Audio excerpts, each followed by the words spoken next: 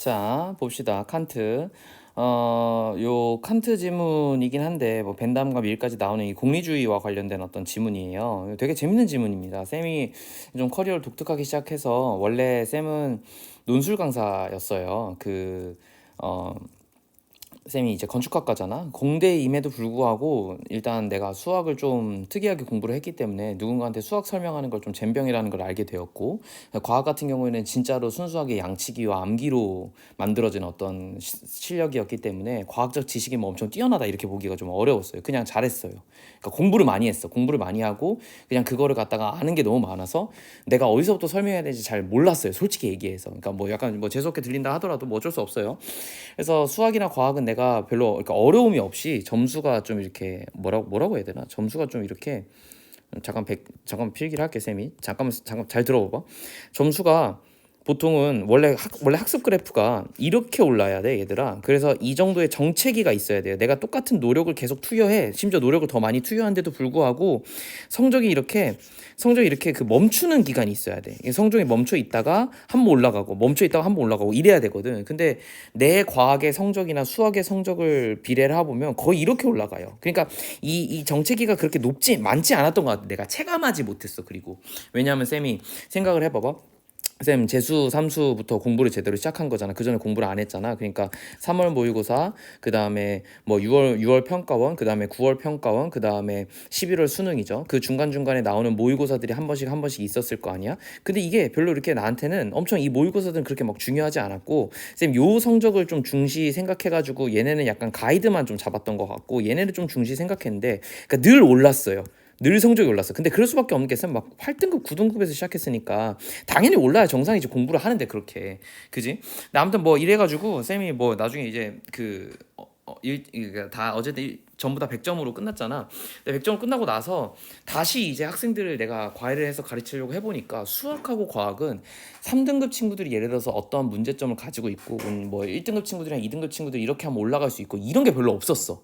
이런 게 별로 없어서 쌤 모의고사로만 또 공부했고 내신을 별로 해본 적이 없기 때문에 사실은 가르치기가 좀 어려웠다. 그래서 쌤이 처음에 시작한 거는 사실은 쌤 어쨌든 건축학과였잖아요.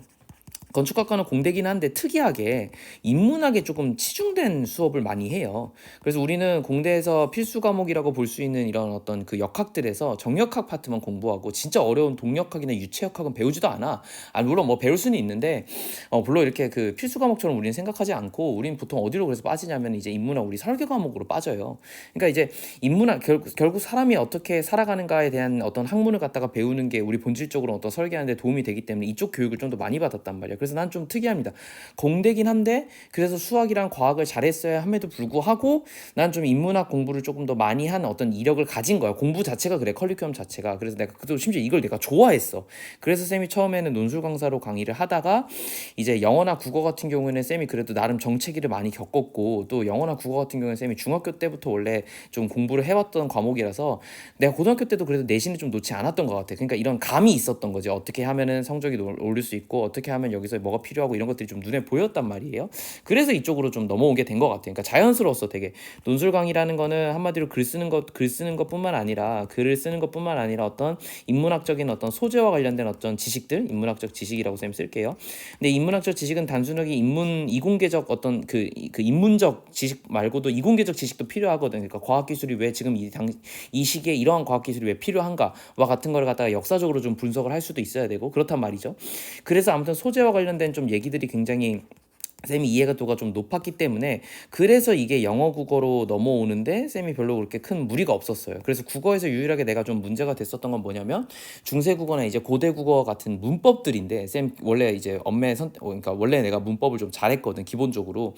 그래서 이런 것들은 이미 정립이 돼 있었기 때문에 큰 문제가 없었고 이제 학교에서 가르쳐주지 않는 고대 국어나 그 중세 국어, 근대 국어 이런 것들에 대한 공부가 좀 필요했는데 지금 현대 여러분들이 지금 하고 있는 이 8차 교육 과정에서는 이 고대와 근대 국어는 나오지가 않아요. 그러니까 중세 국어에서 일부분만 나와. 그게 이제 여러분들이 고등학교 때 배웠던 이제 훈민정음 해례본과 같은 아주 일부분에 어떤 해당되는 그 부분인데 그 부분은 거의 암기거든. 그러니까 이거를 갖다가 수업할 수만 있으면 그건 문제가 없겠죠, 그죠?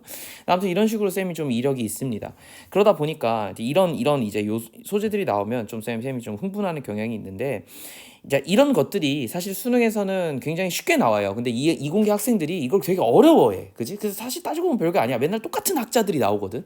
내가 이 수능을 분석을 해보면 이 뭐 예를 들어서 지금 의무론적 윤리설이라는 말이 나왔지만 의무론적 윤리설이라는 말보다는 정언 명법 이거 있잖아요. 요 개념으로 칸트가 항상 똑같이 나왔어요. 그지? 그러니까 의무론적 윤리설이다라는 것만 이해를 해두시면 될 것 같고, 목적론적 윤리설이라는 말은 항상 공리주의로 나왔고, 공리주의 나올 때는 항상 벤담과 밀밖에 안 나왔어요. 그러니까 맨날 똑같아. 맨날 똑같은데 벤담과 밀이 뭐 했냐가 나오는 게 아니라 공리주의는 공리주의로서 가치가 있기 때문에 그 공리주의 개념이 나온단 말이야. 그지? 그러니까 한마디로 여러분들 어떻게 해야 돼요? 한번 정리를 잘 해놓으면 이 소재들은 계속 수능까지 나올 거니까 되게 도움이 되는 거야. 그래서 내신이든 뭐든 비문학에서 소재가 나오면 반드시 정리해 두셔야 돼. 무슨 말인지 알겠지? 그게 계속 돈다 얘들아. 알겠죠? 이게 논술할 때도 돌았고 문과 논술에서도 돌았고, 그지?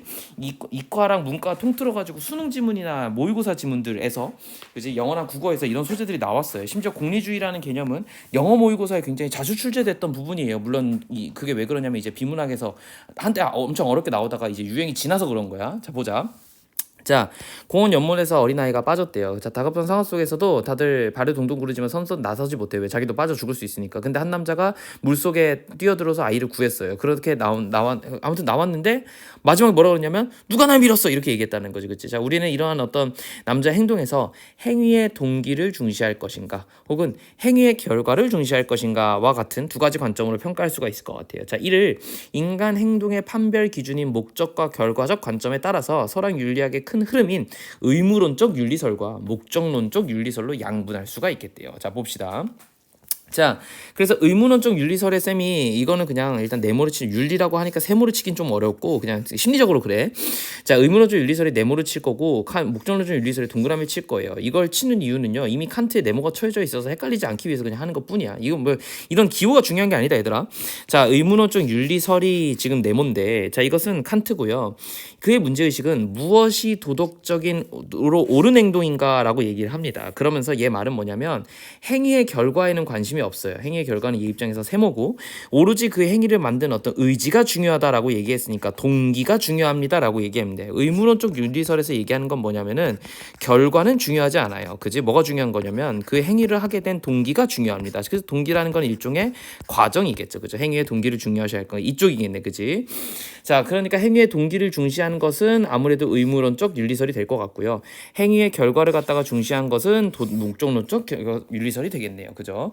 자, 의지라고 하면서, 자, 과거에서부터 내려오는 도덕적 인간에게 주어진 의무를 다해야 함을, 자, 도덕적 인간에게 주어진 의무를 다해야 된대요. 우린 도덕적 인간이니까 주어진 의무를 다합시다 이렇게 나온 거야. 자, 형광펜 이렇게 쳐시고. 자, 그래서 위의 사례를 칸트의 관점에 따라 해석을 해보면 남자가 연못에 빠진 아이를 구했다 하더라도 그의 행동에는 자발성이 의지가 없기 때문에 결국 그것은 도덕적 행동은 아니라고 볼 수 있겠지. 그지? 누군가가 떠미는 거잖아요. 그죠? 아이고, 뭐 어느 정도 맞는 말인 것 같기도 해요.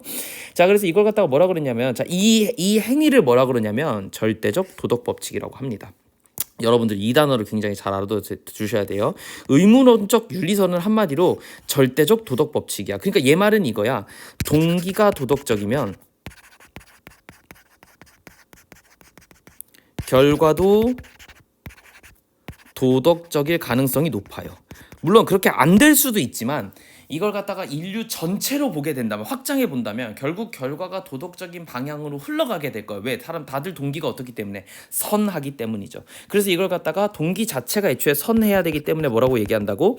절대적 도덕 법칙이다 이렇게 얘기한다고. 자, 그것이 근데 이게 무너져가는 상황이야. 그래서 뭐라고 그랬어?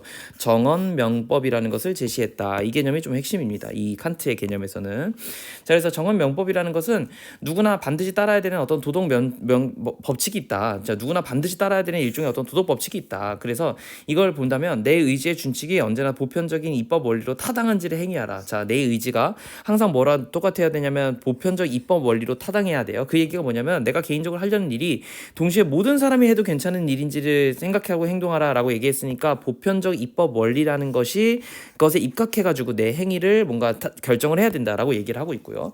그래서 정언 명법을 토대로 칸트는 절대적으로 지켜야 될 도덕 법칙과 의무를 찾아내는 방법을 제시했는데, 그리고 이를 바탕 바탕으로 의무론적 윤리설을 토대를 단단하게 했어요. 자, 정언명법이라는 건 한마디로 절대적 도덕 법칙을 찾고 그 도덕 법칙을 준수하며 살아가라는 게 칸트의 생각이었다라고 얘기했으니까 정언명법 이꼬르 뭐예요? 절대적 도덕 법칙이었겠네요. 됐죠? 자, 근데 목적론적 윤리설은 동그라미. 자, 이제 내용이 바뀌었죠. 이걸 갖다가 가장 잘 드러내는 게 공리주의인데, 그지? 자, 이것은 19세기 무렵에 영국을 중심으로 갖다가 전개된 어떤 윤리적 견해로 벤담과 밀이라는 사람이 항상 나오는 공리주의 학자예요. 벤담과 밀을 구분하는 건 의미가 없습니다. 실제로 이걸 깊이 들어가게 되면 벤담이 얘기한 이 공리주의와 밀이 얘기한 공리주의의 어떤 실현 방식이 좀 다릅니다. 그리고 결과적인 목적론이 조금 다르기는 해요. 근데 이거는 시대를 따라가면서 벤담보다 아무튼 밀이 더 이후에 나온 학자니까 당연히 조금 더 발전한 게 있겠지. 그러니까 그건 당연한 거고, 그지? 이걸 갖다가 구분하는 거는 여러분들이 지금 해야 되는 비문학에서는 의미가 없어. 다만 벤담과 밀은 대부분 공리주의 아니면 특히 밀 같은 경우는 교육학자였기 때문에 가끔 교육 지문에서 출제가 될 수 있다는 점만 이해한다면, 그러니까 내 말은 이걸 갖다가 그래서 밀이 뭘 했는지 이건 중요한 게 아니야. 여러분들 뭐래요? 벤담과 밀 나와서는 공리주의 아니면은 뭐 나올 거야? 교육적인 지문이 나올 거야. 라는 정도의 어떤 내용을 유축만 할 수 있다면 이게 비문학에서 수능에서 처음 이걸 맞닥뜨렸을 때 뭐가 낮아져? 갑자기 난이도가 낮아져. 마음이 편해진다는 거야. 무슨 말인지 알겠죠? 자, 이게 왜 중요한지 나중에 얘기해 줄게. 자, 공리주의는 단적으로 말해서 윤리의 궁극적인 어떤 목표로 개인과 어떤 사회에 이익에 어떤 초점을 맞춘 거예요. 자, 그래서 공리주의라는 개념은 뭐라고 생각하면 되냐면요. 이익은 쾌락이나 행복으로 바꿔 말할 수 있는데 한마디로 공리주의의 모토는 최대 다수의 최대 행복이에요. 그래서 내가 이런 얘기를 한번 한 적이 있을 거예요. 여러분들 잘 기억을 해놓으실까 모르겠는데, 자, 기찻길이 갔어요. 기차가 내가 기관사예요. 기차가 이렇게 가고 있어요. 칙칙폭폭. 근데 길이 두 가지로 나눠져요. 근데 브레이크가 고장났어요. 브레이크가 고장난 8톤 트럭이에요. 지금 현재 브레이크 고장이야. 자, 그랬는데 여기엔 지금 내 아들이 여기서 기찻길에서 장난을 놀고 있고요. 여기에는 8명의 인부가 지금 여기서 기찻길을 수리하고 있어요. 그럼 나는 어디로 갈 건가? 이런 얘기예요. 그러니까 어디 한 곳에 가서 부딪히기만 하면 기차는 멈출 거야. 그건 전제야. 그럼 나 어디로 갈 거야? 그럼 봐봐. 공리주의 입장에서는 어디로 가야 돼요? 내 아들을 죽여야 돼요. 왜? 8명이나 살릴 수 있으니까. 최대 다수의 최대 행복입니다. 무슨 말인지 알겠죠? 여길 죽인다고 생각하는 내 아들을 죽인다고 생각하는 선택이 뭐라고? 공리주의적인 관점이다. 그지? 자, 이렇게 보셔야 돼. 그지? 자, 그렇게 본다면 아무튼 공리주의의 모토는 최대 다수의 최대 행복이라는 개념으로 정리가 될 수 있을 것 같고요. 이게 굉장히 그 윤리학에서 정말 몇 안 되는 윤리를 갖다가 아주 명확하게 설명한 이론 중에 하나거든. 그지? 자, 최대 다수의 최대 행복이라는 개념이요. 자, 그래서 한마디로 윤리적이라는 것은 가장 많은 사람이 가장 행복한 결과를 가져오는 것이고, 공리주의의 장점은 아주 단순하고 명쾌해요. 그지? 어떻게 선택하면 돼? 그 최대 다수가 행복하기만 하면 돼. 그래서 민주주의를 갖다가 얘기할 때 가끔 이 이론이 쓰입니다. 민주주의는 다수결의 투표로 하는 거기 때문에 최대 다수가 만족할 수 있는 최대의 행복을 가져오기만 하면 돼요. 그 과정에서 소수자들은 어떻게 돼요? 배척이 되지. 공리주의의 문제점은 뭐냐면, 한계이자 문제점은 뭐냐면 소수자들의 의견이 전혀 반영이 안 될 수도 있다라는 거야. 근데 꼭 사회가 다수자들이 늘 맞는 건 아니거든. 그지? 자, 그렇습니다. 그래서 아무리 많은 복잡한 현실이라도 결과가 최대 이익을 산출하기만 하면 그걸로 끝이에요. 그러니까 남자의 동기가 자이든 타이든지 간에 어쨌든 물에 빠진 아이를 구한 것으로 모두에게 행복한 결과를 주어줬죠. 한 명의 생명을 더 살렸죠. 그러니까 이것은 도덕적인 거지. 즉 결과만 따지는 겁니다. 결과만 따져요. 뭘 따지지 않고 동기는 중요한 게 아닙니다. 됐죠? 자, 이걸 갖다가 가장 명확하게 보여주고 있는 인물은 벤담인데, 자, 그는 모든 행동의 시비는 그것에 사람의 행복을 증진하는지 여부에 의해 가지고 평가해야 된다고 얘기를 했어요. 즉 결과값만, 그지? 결과값만 보겠다는 겁니다. 그래서 이러한 벤담의 공리주의는 양적 공리주의라고 해요. 왜? 양적으로 많은 사람들이 행복하면 오케이거든, 그지? 그래서 양적 공리주의야. 자, 그래서 이걸 갖다가 미래 질적 공리주의하고 구분하기도 한대요. 아, 여기 나왔네. 미래 질적 공리주의. 자, 벤담과 밀은 어쨌든 최대 다수의 최대 행복을 갖다가 추구한다는 점에서 동일하지만 궁극적인 목표로서 행복에 대한 관점에 좀 차이를 가지는데요. 벤담은 행복을 양적으로 측정할 수 있다고 생각했고, 밀은 행복의 질적인 측면도 고려해야 된다고 생각했대. 즉 내가 더 행복할 수도 있다라는 거지. 그러니까 벤담은 어떻게 생각했냐면 행복 10개 이 정도로 생각한 거야. 근데 그게 아니라 벤담 입장에서는 밀의 입장에서는 밀은 질적인 어떤 측면을 추구한 거잖아. 그러니까 이럴 수 있다라는 거야. 두 사람이, 다른 사람은 그냥 한 5명이 있다고 했을 때 여기서 3명은 그냥 소소인데 얘네 둘이 극도로 행복할 수 있어. 그거하고 이 5명이서 그냥 소소로 행복한 거하고, 그럼 이런 입장에서 벤담은 5명이 소소로 행복한 게 더 낫다. 양적 행복이니까 이렇게 보겠지만 밀의 입장에서는 얘네가 극도로 행복할 수 있으면 이게 더 좋은 거 아니야? 이렇게 봤다고. 그지? 질적인 측면을 고려한 거죠. 그죠? 자, 그래서 밀은 쾌락과 행복의 질적인 차이를 인정함으로써 자, 뭘 지켜낼 수 있었어요? 그러니까 자인의 자유와 어떤 평등과 같은 이 최소한 어떤 인간의 권리들을 지켜낼 수가 있었어요. 그러니까 아까 그 기찻길 지문에 따르면 자, 이걸 갖다가 이쪽을 공리주의를 선택한다는 관점은 어디냐면 일반적으로 벤담의 공리주의예요. 왜? 벤담 입장에서는 8명이나 살았어. 그지? 8명이나 살았고 여기 한 명이 죽었기 때문에 그럼 봐봐. 8 마이너스 1인 거야. 그럼 몇이야? 7. 7의 행복이 가져와졌어. 거기다 플러스로 내 기관사는 내 아들이 죽은 거잖아. 그러니까 얘도 좀 줄어들겠지? 마이너스 6이야. 그지? 여기로 갔을 때 선택했을 때는 행복이 6만큼 올라가는 건데 여기를 죽이게 되면 어떻게 되냐면 봐봐. 한 명은 살았어. 플러스 1이야. 한 명은 살았어. 행복이 한 명은 사는 거야. 그런데 지금 몇 명이 죽어? 8명이 죽었지. 근데 거기에 기관사인 나는 죄책감을 가지겠죠. 그러니까 이거 값이 얼마야? 마이너스 8이지. 그러니까 이쪽이 좀 더 낫다. 이렇게 설명을 했을 거 아니야. 그런데 잘 봐봐. 이거 미래 입장에서는 선택하기가 힘들어요. 왜? 미래 입장에서는 이 사람의 불행이 아들을 죽임으로써 생기는 이 사람의 불행이 얘네를 죽였을 때 불행보다 훨씬 더 이쪽이 크단 말이야. 그러니까 이거는 함부로 판단할 수 있는 문제가 아닌 거야. 그치? 수치화할 수가 없다라고 얘기를 해요. 그러니까 한 인간이 아빠로서 아들을 죽인다라는 어떤 권리, 이런 어떤 비정한 개인의 자유와 어떤 평등과 같은 인간의 최소한의 권리들을 갖다가 좀 더 지켜내줘야 된다라는 식으로 얘기를 한 거죠. 그죠? 자, 그래서 그렇게 보시면 큰 문제 없이 여기는 좀 정리가 될 것 같아요.